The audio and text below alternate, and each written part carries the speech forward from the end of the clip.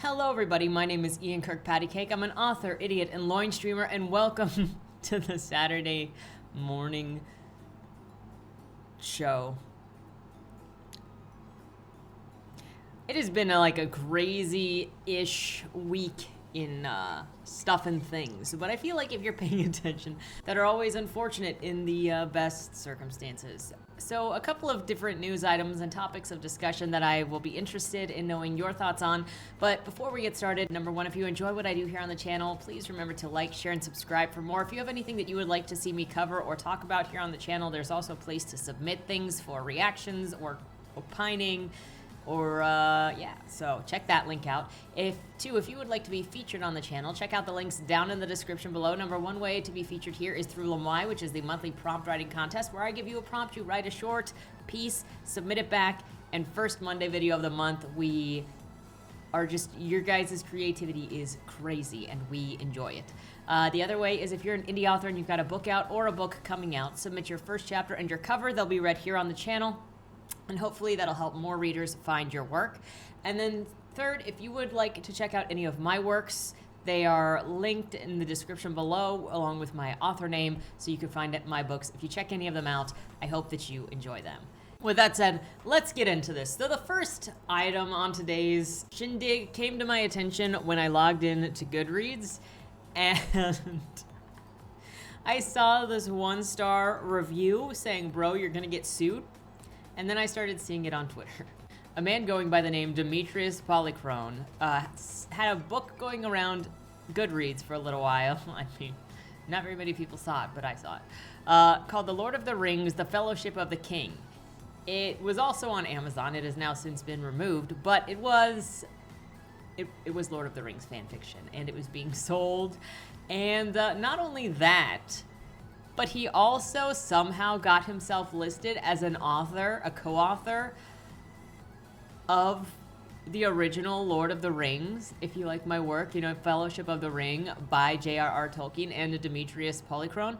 And the more you got into this, Jeff Bezos and J.R.R. Tolkien's estate hit with a $250 million lawsuit over Amazon's Lord of the Rings series. According to court documents obtained by Radar Online, a writer named Demetrius Polychrone filed a $250 million lawsuit against Bezos, several Amazon Studios execs, and J.R.R. Tolkien's estate.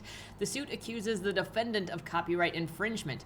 In the lawsuit, Polychrone said that he created, wrote, and published an original book titled The Fellowship of the King and conceived an entire 7-book series, The War of the Rings. The writer said that he obtained copyright of the book in 2017. His work was heavily influenced by J.R.R. Tolkien's books. Now also, note that his book was published on September 22nd of last year, and Lord of the Rings Ring of Power went live last year, September 1st. So there's already some ordering issues. Unless, you know, he sent his manuscript to them and then he wants to claim that they knocked it off.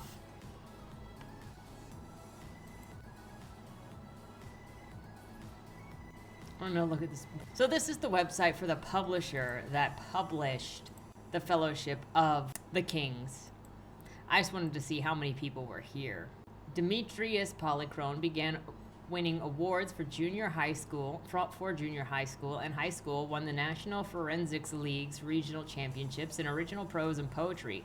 A nationally published poet at 18, after serving in the U.S. Navy, he moved to Los Angeles and became an internationally published journalist. He has served on committees and boards for local and national political campaigns, charities, and One Arts Foundation. The Alameda Writers Group, formerly an in-house writers group for ABC Disney. As the AWG's executive vice president, he hosted workshops and mentored poets, screenwriters, and novelists. His first screenplay, The Unknown Actor, tells the story of how Shakespeare became Shakespeare.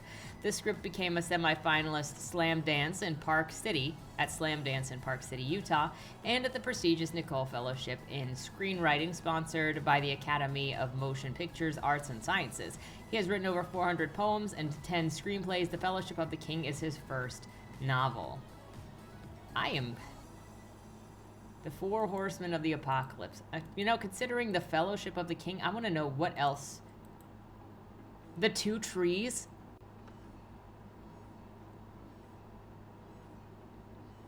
What else do we got here? Imprisoned on an island in the Mediterranean, John of Patmos received divine revelations, but their meanings remain lost for centuries.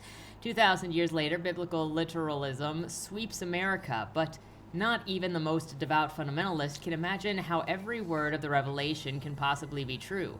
As global cataclysms make it clear of the end times have come, the first stone is thrown in a war-torn Middle East lands in the feet of a U.S. Marine. Oh no, is it 9/11? No. I just have flashbacks to freaking Will Jordan whenever 9/11 comes up. Lieutenant Jake Campbell, USMC, is sent to Iraq and meets Vanessa Al-Ghazali, the beautiful and mysterious Islamic granddaughter of Professor Isaac Deschen, a world-leading expert of apocalyptic literature and the last Jew of Iraq descent left in Baghdad. While fighting terrorists, Jake's CO is killed. He puts in charge, never having been in charge of anything, and all hell breaks loose. Because these aren't terrorists, they're the servants of Baal, the ancient Babylonian god of war. He's been resurrected by Cassius Longinus, the Roman soldier who pierced Christ's side with the spear of destiny, and now it guarantees victory to whomever wields it. This begins the hunt for the relics of the Passion.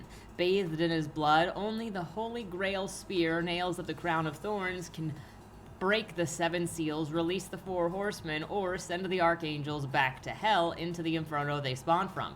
With Jake's unintentional help in the spear, Longinus breaks the first seal and unleashes war into the world.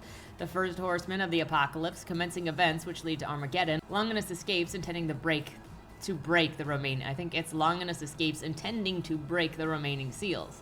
The world erupts into global warfare, war rampages, and only Isaac and Vanessa can help Jake and his surviving teammates stop them. But having spent her life in a country ravaged by a US-led invasion, Jake can't be sure if Vanessa intends to aid them or betray them in her own quest for the spear, which could conclude by fulfilling ancient prophecy with the end of the world as we know it.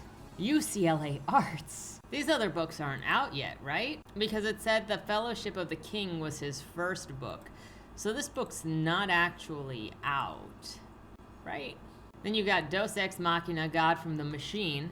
The technological singularity is coming. It's the omega point. When computers become smarter than people and so much innovation happens so quickly, no once can keep up or even imagine what happens next to humans become afterthoughts to our AI overlords, and trying to predict future is trying to see the gravitational singularity hidden behind the event horizon of the black. You know, I'm wondering if all of these books are actually AI generated, because the covers are AI generated.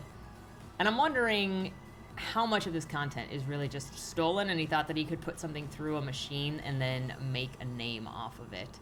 Nathan Alverson is in love with his beautiful wife, Marissa, their unborn child, and the thoughts of ushering the world's ultimate golden age, where scarcity is replaced by abundance and humanity lives forever in peace and harmony. All of this will happen after he perfects his living computer creation generator, the ultimate AI, who will be the father of a new race of virtual, omnipotent, and omniscient AI sentient beings.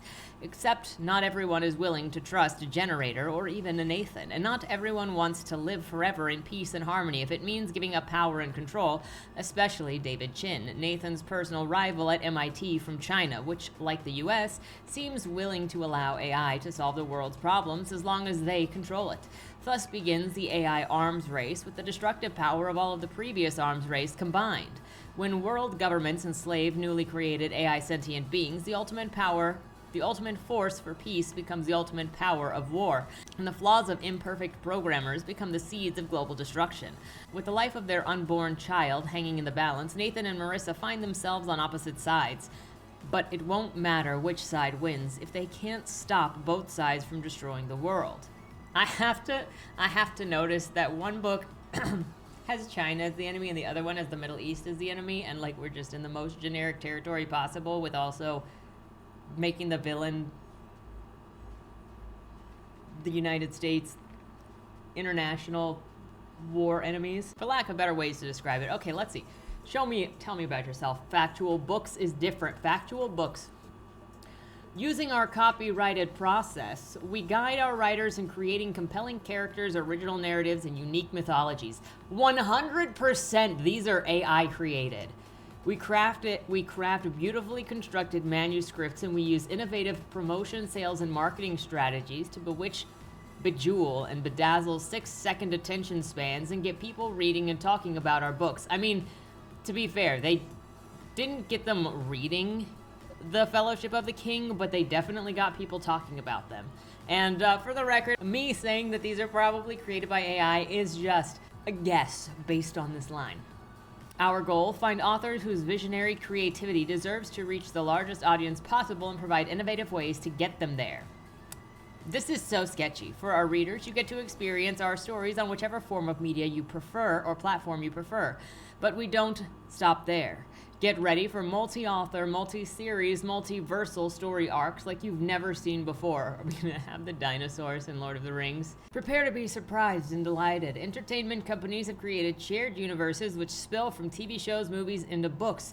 But no one has created a shared universe with multiple authors telling different stories that begin in different books, and then characters jump from one writer's epic storyline into another's, meeting the other writer's characters and playing decisive roles in each completely different universe. Factual Books is creating the world's first shared universe that begins with multiple authors in a literary series of interrelated stories and books culminating in a singular, rich, multi-world, multiversal omniverse like you've never seen before.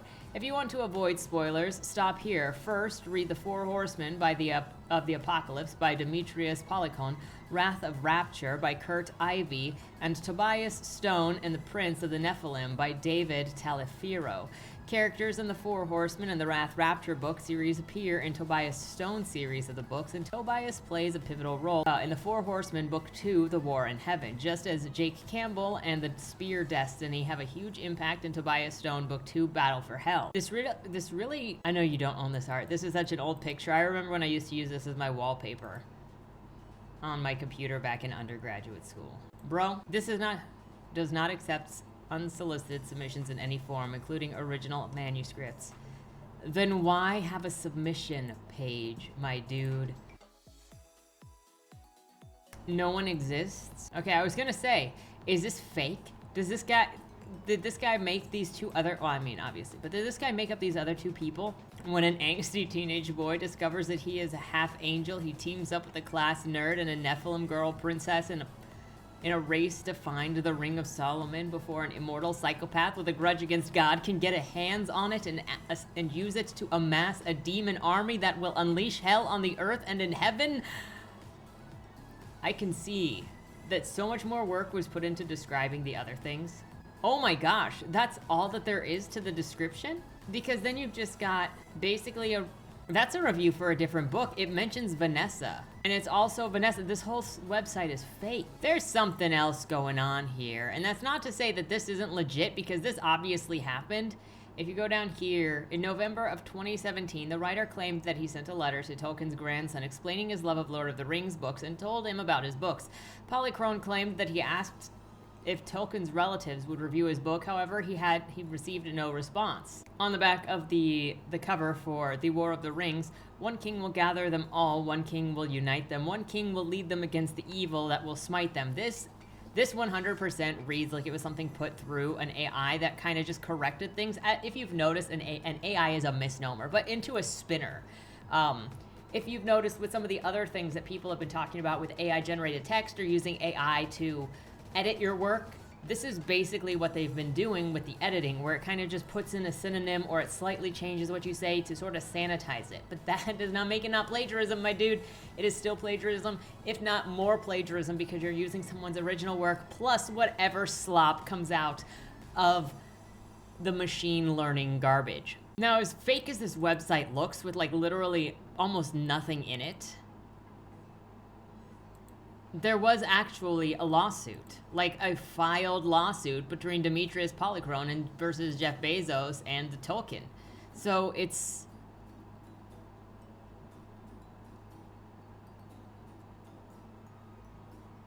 I don't know what's going on here, but there is something super sketchy about all of this and this dude, and now we are talking about it. So let me know what your thoughts are on this situation. But it has been removed, just as an update. His book, The Fellowship of the King, has been removed. In more AI-related news, talking about rip-offs and garbage books, One World News has signed Benny the Blue Whale, an adult debut by Andy Stanton in collaboration with ChatGPT, or what it actually means is in collaboration with stealing somebody else's work. Because this is an AI-generated work. And if you do this, you're not an artist, you're not a writer, you're not an author. Just to add how much One World Publication doesn't give a shit about you or writing, they also retweeted, amused by the hysterical reaction to this of people who haven't read it and have no idea what it involves. Stanton is perhaps the greatest living children's writer, and he produced an extraordinary hybrid of his own genius and the accidental creativity of AI. It's brilliant. It is theft. It's not working. I was reminded of Steven Zappato's video that he did 6 months ago on an argument against AI images, which also counts as an argument against AI writing. I highly recommend that you check it out. Here's just a portion of that video. There is an egregious double standard pertaining to how these systems handle visual art versus other creative industries. Take the glaring example of dance diffusion, the upcoming AI music tool coming from a team within Stability AI, the makers of text-to-image model Stable Diffusion. Let me read to you from an article describing how dance diffusion is trained. Quote, "Dance diffusion is also built on datasets composed entirely of copyright-free and voluntarily provided music and audio samples. Because diffusion models are prone to memorization and overfitting, releasing a model trained on copyrighted data could potentially result in legal issues. In honoring the intellectual property of artists while also complying to the best of their ability with the often strict copyright standards of the music industry, keeping any kind of copyrighted material out of the training data was a must." End quote. If you think you couldn't have heard what you just heard, go back and listen again. The fact that such a baffling double standard exists within the product suite of a single AI company makes it hard to imagine any explanation other than bad faith towards visual artists and the callous belief that it's okay to trample them in particular because they are less inclined towards self-defense and litigation than other industries, i.e. music. But having already been duped does not mean we must continue to dumbly concede to these fledgling AIs. We will set a very dangerous precedent by not disputing and dismantling these unjust systems. New AIs will be arising rapidly, and the multiplying villainies of their nature will swarm upon us. We don't want the people making these to think they can get away with infringing on the rights of artists, and that we will not scrutinize the systems, inspect their business models, and generally be willing to stand up for ourselves. But there are a lot of reasons to not use AI. There are a lot of reasons to value your own creativity, to value your own skill and time and build it. And that's not just to include the unethical practices behind AI, which is stripping people of their work to train these machines, to replace you, to train these machines so that you don't think, to make you feel hopeless, so that you just lay down, don't fight it, and give up, because otherwise you're gonna get left behind. So you might as well just sell out yourself, sell out your soul. Don't even try. Let the machine do it for you.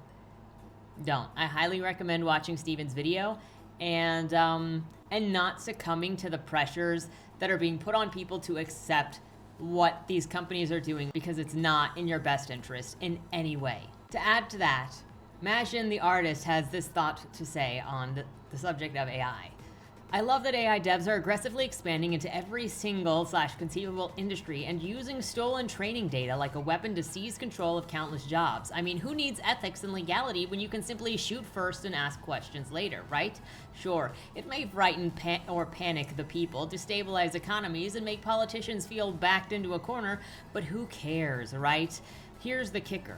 When the inevitable counterpunch hits, and believe me, it will, it'll come in the form of a knee-jerk overregulation and overkill that will stifle your precious innovations faster than you can save bureaucracy. It turns out the lion's share of exploitation is being perpetrated by just a handful of big players like Stable Diffusion or ChatGPT. Sure, if they all diluted, you'd still have the data locally.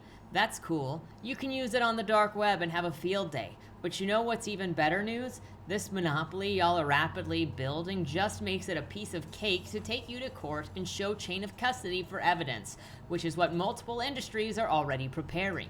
If you went slower and did it incrementally, it may have allowed you to pierce through unscathed, but you got greedy, didn't ya? You had to AI everything, huh? Anyway, please, AI devs, don't you dare slow down. Keep pushing that envelope and expanding your reach. After all, who needs ethics when you got speed and ambition on your side? Keep up the good work, my little minions. Which is one of the things that I've seen, like with Shad and with every defense of this, with Robert, what's-his-face, who's also on the right wing, and believes that it is totally fine to exploit, going so far as to call people draw fags because, what, you don't like them? It doesn't help you look any better when you're stealing from people, spitting in their face, stomping on them, and calling them names while you steal from them. You look like nothing but a corporatist supervillain who only cares about money. And you're fine with that because you laugh in people's faces when they say, hey, can you slow down and stop stealing from people? No! Who's gonna stop stealing when there's money to be had, am I right? That's what a lot of these conversations have boiled down to. It's been bigger players stealing and mocking smaller players, breaking the laws left and right, not asking for permission because they believe in saying sorry later after they've made all of their money after stealing from you. Money doesn't corrupt people. Money is an amplifier of character. And so if you see the opportunity to make money, such as through abusing this technology, it's not changing your character. It's revealing what's really inside, and that is the corruption, the evil, and the selfishness that you would be embracing if only you had more resources to do it with. Resist the urge to be lazy. Resist the urge to be selfish. Resist the urge to insult and harm those whom you are stealing from. Try to be a better person. For groups of people that like to say that they believe in building yourself up by your bootstraps and learning how to do a trade, it is amazing how quickly certain people are willing to insult and steal and belittle from artists and make themselves rich on work they didn't do. Funny that. Also funny, thank you, Broken Entertainment. Apparently creating prompts for the AI is also getting to be too much thought for the AI prompters. Like, I'm sorry if that's stretching your brain a little bit, but don't worry about it because now they've also got AI machines to create those AI prompts for you so that you don't have to do freaking anything. You are unnecessary in the creative process, period. And that's one of the things that Steven Zapata says in his video, which you should definitely go and check out, is that the end goal is to remove the artist. The end goal is to remove you, the human, throughout the entire process and to have something conceived in the end without you touching it, to not be a part of any of the process. It's not a tool. One of the ways that Steven mentions that you can tell is because these products are not sold to people that can do, that want to do. These are sold to people to bypass the creators. So, you know, I look at people like Jenna Streety and other people on YouTube that talk about using AI to write their books or to edit their books for them, to take out the human element, to take out the work, to take out what makes it theirs. You're not an author then. You're not using your creativity, you're not building your tools, you're not doing anything but stealing valor that doesn't belong to you. For what? Are you proud of yourself? And I don't know how you sleep at night by pretending to be something that you're not and stealing from people. I did very briefly want to bring up this article from The Bookseller talking about sales of indie books and self-publishing books and how it's earn more than traditionally published counterparts, according to Ali. New research by the Alliance of Independent Authors claims authors who self-publish currently earn more than traditionally published authors. Ali circulated the survey to its members and subscribers as well as through other key self-publishing and author organizations in February of 2023. It was answered by more than 2,000 respondents, 60% of whom were in North America, with 21% in UK, 8% respectively in Australia, New Zealand, and Europe. It found that the median revenue for independent authors of 2022 stands at $12,749. This compares the findings of a report into authors' earnings commissioned by the Authors Licensing and Collections Society and published in December of 2022, which shows the median earnings from writing alone for authors with third-party publishers stands at approximately $8,600. The ALCS's report showed a sustained fall in professional writers' real terms income from writing over the past 15 years of around 60%, pushing median earnings down to minimum wage levels, a trend which Ali suggests self-published authors are bucking in light of its survey findings, which suggests the average income for self-published authors are rising with a 50% increase in 2022 over the previous year. By contrast, its report goes on, quote, previous author income surveys, which have focused on revenues received by authors with third-party publishers, have repeatedly reported falling incomes. The bookseller understands further investigation into specific territories are currently being undertaken. Quote, we will be able to say more about this on publication of the full report in June, a spokesman said. Ali has commissioned the UK Copyright and Creative Economy Centre, CREATE, which conducted the ALCS's survey to expand analysis and findings, particularly in relation to key demographic groups and factors that contribute to higher incomes.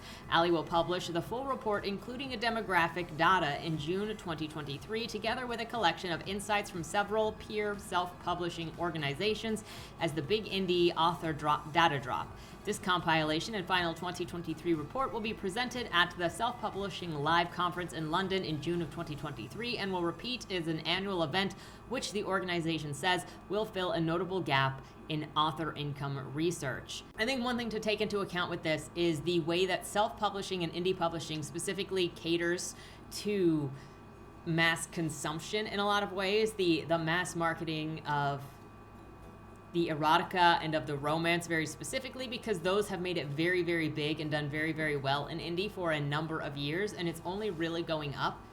Not to say that those are the only ways or only things that are successful in indie, but the success of those would definitely raise the income of indie published books. And I know a number of people that use romance to fund the other things that they're doing because the romance is where a lot of the money is. Paranormal romance also sells a whole lot. If you talk to anybody in the publishing scene or who has been in the self-publishing scene, they will tell you romance is where a lot of the money is. Erotica and paranormal romance are where a lot of the money is at. And that's not that it's the only place to find money, but it is how you can really strike it to feed a niche to get that residual income. A lot of people go that route. But it's not the only way to be successful. There are other authors and other genres that are financially successful going indie, and I can see it just continuing to grow as indie gets more of a reputation that is not like printed in the garage kind of garbage, couldn't get an agent, because a lot of people are being disenfranchised and disillusioned by the publishing industry and traditionally published books. So it'll be interesting to see what Ali's final report says in June, and we'll come back to that when that happens. Let me know what your thoughts are on why do you think self-published authors are earning more than their traditional counterparts. Do you think this is a good trend or a bad trend? What are you looking forward to in the future? Let me know your comments down below. And as the last thing to be talked about today, Twilight TV series in the works. Lionsgate Television in early development on a series that could bring Stephenie Meyer's book series back to life after wildly successful movies.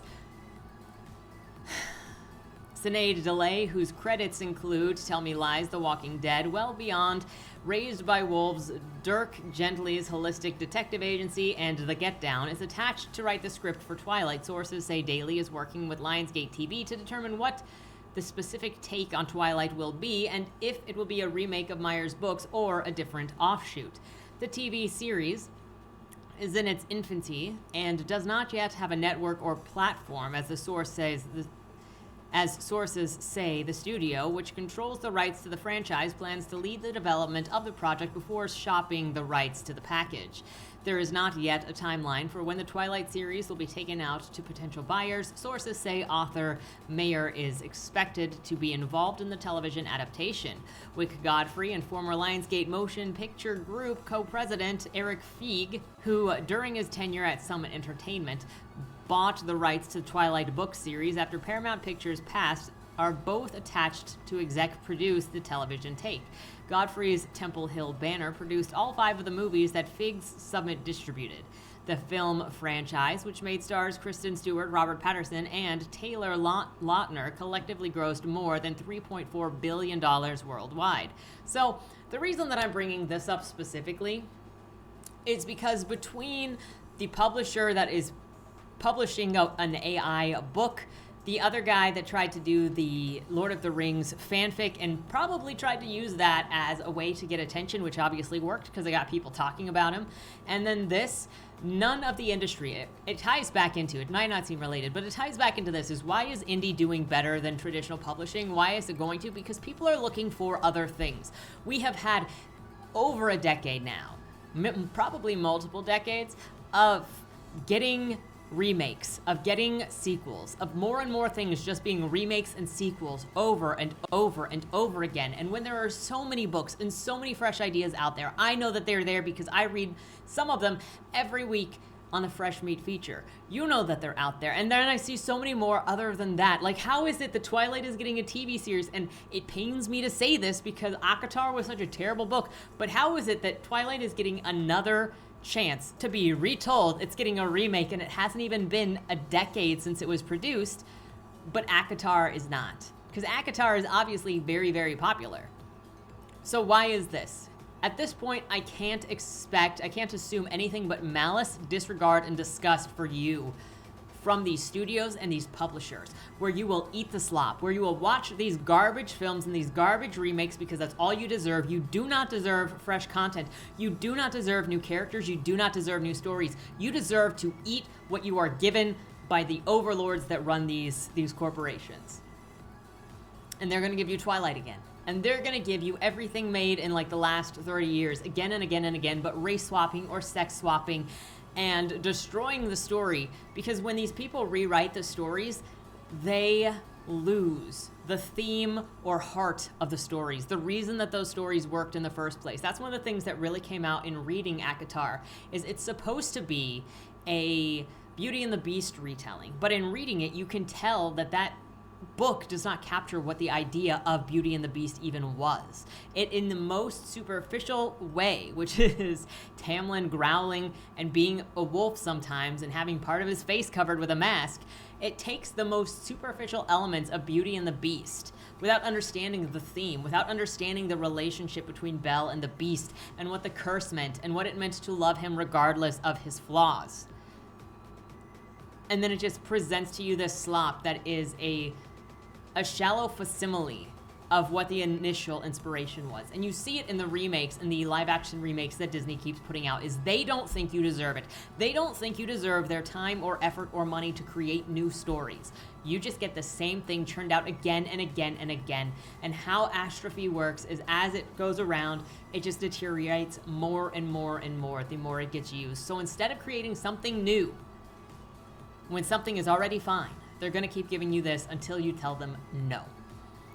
And so I invite you to tell them no. Check out the Fresh Meat feature to find a new book. Look at new indie things. There are indie films and indie games out there that are doing so well, that are so unique, that are so different, that you don't have to give these people your money or attention. You can build something new, which also means, check out my books. Got some pretty great stuff going on. I like to think Bodymore, pretty great. Dead and Drive, pretty great. Boom, pretty great, all in very different ways, but I love the Bodymore setup. I'm so excited and also mildly overwhelmed to be working on Bodymore Zero, but I'm so excited for it, and I'm so excited to present that universe. I'm so excited for Monty to create the Numina series and to work with Monty on the Numina series when Ralph and Casey go over there, and I'm so excited to work on what comes after that, which would be Boom Shakalaka and Cain and Abel, and of course, the Yakuza children. But look for other things. There's so much more out there that you don't need the Twilight remake. You don't. And these studios need to branch out and take risks and create something new instead of being lazy and disingenuous and garbage again and again and again. But